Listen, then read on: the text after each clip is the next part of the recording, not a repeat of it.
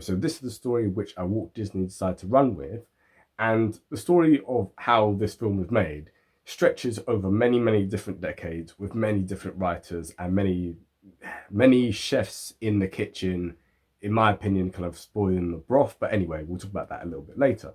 But just know that the first time that Disney tried to make a film about Cinderella was all the way back in 1922. So this is when they were doing laughograms. This is like very short, kind of like cartoons and stuff. So Disney made that in 1922. And then in 1933, he wanted to turn this into a silly symphony. So like we said before about silly symphonies, right? Yeah, that's what he kind of wanted. However, over time, there end up being so many little add-ins and end up being so many different gags that were put in that it ended up becoming a thing where it was too long to be a short film, and it started heading more towards it being a feature-length film. And it was decided at this point that they were going to shelve the idea for a little bit just because they had lots of other things going on at this time and they had other projects that they thought were more pressing that they wanted to kind of focus on. So in 1938, Walt Disney commissions Al Perkins to write a 14-page outline of what Cinderella should look like.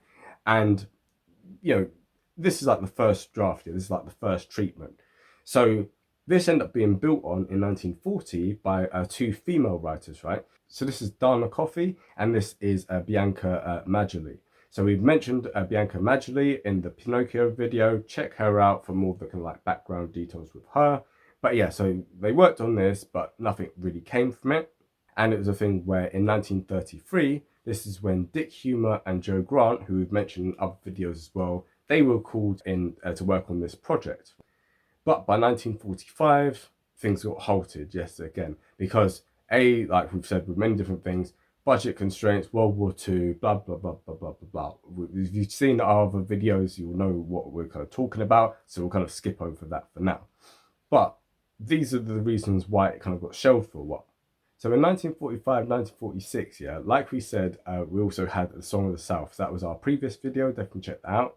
But as we said with that, there was a tension between the writers. So Maurice Rapp, he had been a writer for that and ended up being a little bit of falling out. So during this period where they were falling out, Disney got him to work on Cinderella. So Rapp, he was a northern Jewish communist, and he wanted Cinderella's role to be a lot more rebellious. So it was a thing where, if you look at obviously like the story as it is, and we'll talk about this a bit later in terms of the themes and the history, why it was like that, but she's very, very passive. She's very servile. She allows these strangers to come into her house and turn her into a slave. Don't know about you, but I don't know too many girls who would put up with that, or too many boys, anyone, right? Who would put up with that? No one, right? And she does it all without complaining, without even really much of a like frown and stuff, and she's just happy to kind of like live that life by and large. So it's quite unrealistic. So Maurice Wright, he wanted it to be a thing where in order for Cinderella to end up being with the prince, she had to rise up against the stepmother and against the stepsisters.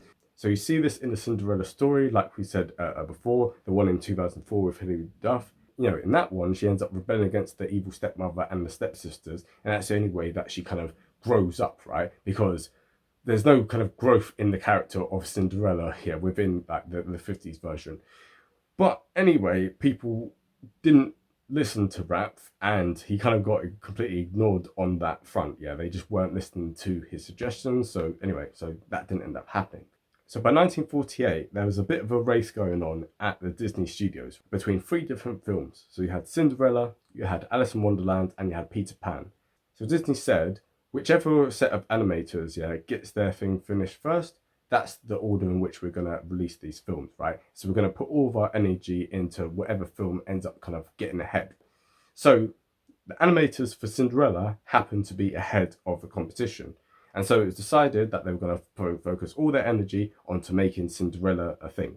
And this is also where they end up working a lot on the different mouse and cat sequence as well. So this is kind of why there's a lot of padding for the story. But anyway, so this period here is the part to blame for that bit at the beginning. But we'll talk about that a bit later, right? You can tell I get really annoyed by that.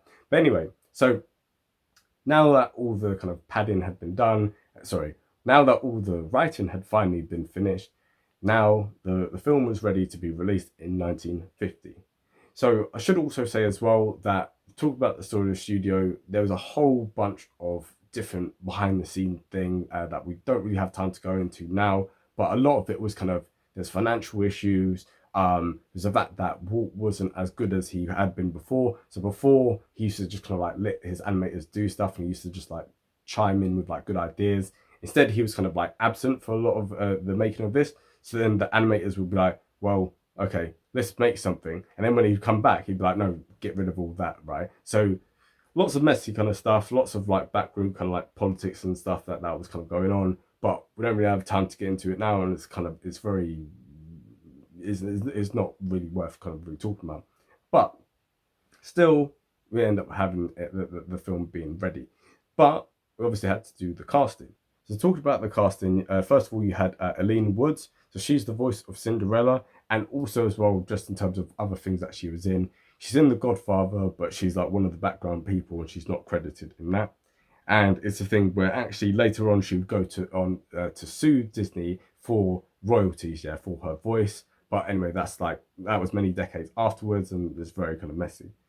But in terms of who they got to model as Cinderella, they had Helen Stanley. So she was the live model for Cinderella, for Aurora in Sleeping Beauty, and also for Anita in 101 Dalmatians, right? So, it wasn't like, she didn't necessarily appear in any films, but when you kind of look at that kind of archetypal Disney princess, they based it off of her like kind of like physique, right? Then you had Eleanor Audley. So she is the voice of Maleficent in Sleeping Beauty. And in this, she also plays the villain, who is Lady Tremaine.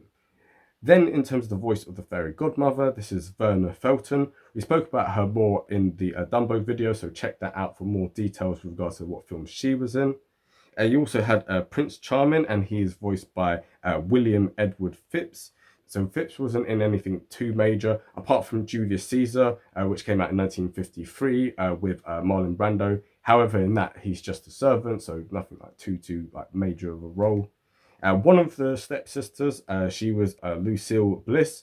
She plays voices in the following films. So you got Alice in Wonderland, Peter Pan, 101 Dalmatians, The Flintstones, and also The Smurfs, right? So really good like voice actress for that.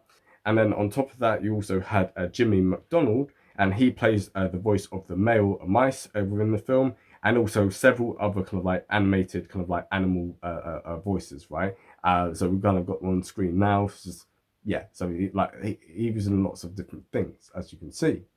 So that kind of explains like the story of the studio and kind of like casting and all that kind of stuff.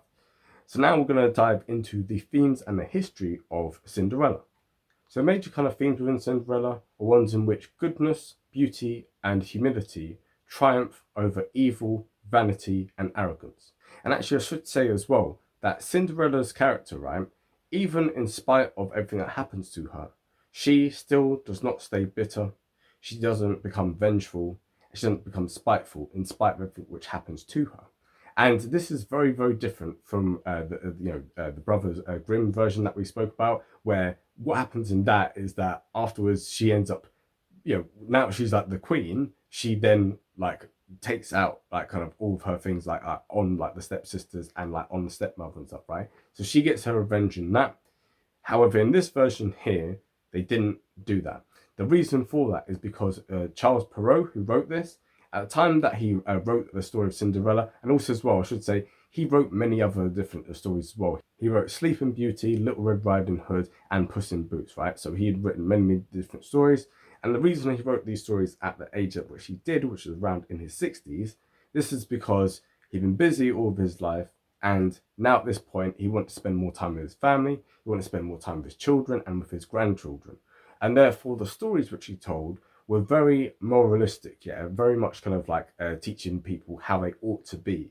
And also as well, obviously at the time, it was very much a kind of like a Christian vibes, right? So it's very much kind of the Sermon on the Mount kind of thing, turn the other cheek, love your enemies, that kind of thing.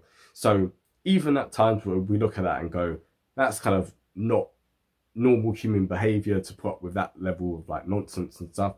Still, it's a thing where Cinderella's character, even if we might look at it and think this is just insanely servile, and there's no way that anyone would ever put up with this rubbish.